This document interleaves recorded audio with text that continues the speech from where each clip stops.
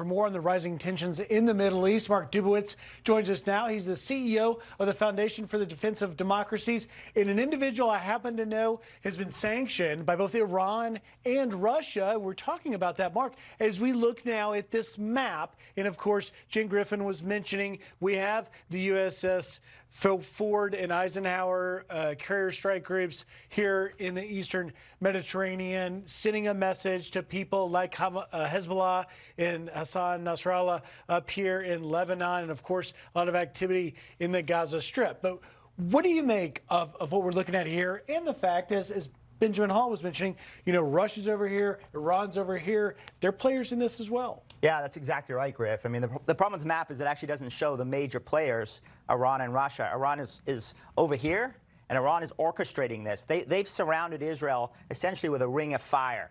You've got Hezbollah here with 150,000 missiles, precision-guided munitions. You've got the Islamic Revolutionary Guard Corps over here with Hezbollah attacking Israel on that border.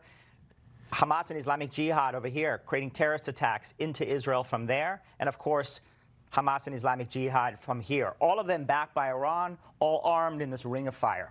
And let's clear that and just look at the next one, Mark. And that is, of course, the situation on Israel's northern border, Lebanon. You talked about Hezbollah. You can see in this area recent areas of attacks. And just in the last few hours, the U.S. Embassy in Beirut telling Americans in Lebanon to get out. What do you make of it? Well, you know, Hezbollah and Israel fought a brutal war here in 2006. And Nasrallah remembers that war, and he remembers that he said after that war, if he had known what Israel was going to do to Hezbollah in 2006, he wouldn't have started that war again. So what you're doing here is you're seeing an exchange of fire. There have been about 70 Hezbollah terrorists have been killed by the IDF. There have been about 10 or so Israelis killed over here.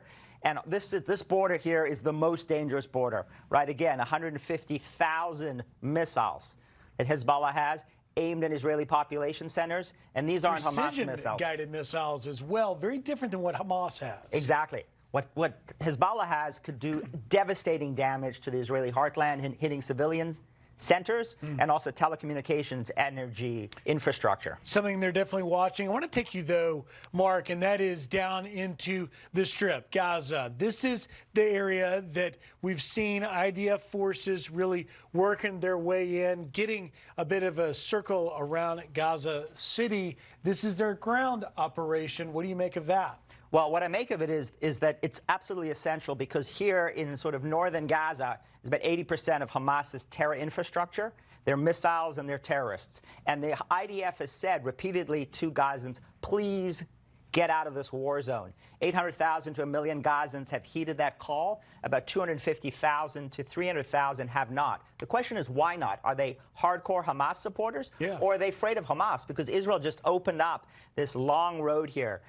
And the Gazans are trying to take advantage of it. Hamas is firing on the road. Yeah. Hamas just yesterday or the day before fired on Gazan women and children to prevent them from fleeing. That's really important for our viewers. In just the time we've got left, I want to show you the last map, what Mark's talking about. And Mark, I'll let you take over here. So this is roughly Wadi Gaza. That's the valley that's there where they're trying to get everyone out. And the Salah al-Din route goes sort of this way, the IDF helping to clear it, but the IDF taking actual mortar attacks, according to IDF spokesman, trying to get civilians out, but yet Hamas is attacking IDF, trying to clear it. You can see, by the way, the orange is recent attacks, the red is most recent.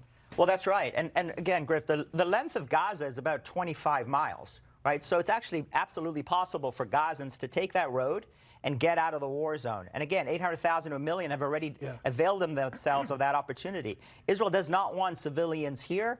Hamas does, because Hamas uses civilians as human shields in order to protect their fighters and their weapons and their terror tunnels. And just in the last 5 seconds, I just want to point out, you talk about 25 miles for the length of all of Gaza, and you see that here in the 25 miles, such a small area. In fact, the humanitarian corridor they're trying to get people on is the equivalent, if you visited here, of going from D.C. to, say, Alexandria, Old Town, something that civilians should be able to do. but are being prohibited by Hamas. Well, and also they've been blocked by Egypt. I mean, it's interesting. The Egyptians could open this border into Sinai, uninhabited area, plenty of room for Gazan refugees. The Saudis and Emiratis could put billions of dollars in order to take care of them. The Jordanians have blocked their border. So the Egyptians have blocked their border. The Jordanians have blocked theirs to prevent Gazan refugees from going in. Why? So that all the blame is on Israel. We'll see where it goes. Mark Dubowitz, great insight as always. Thank you, sir.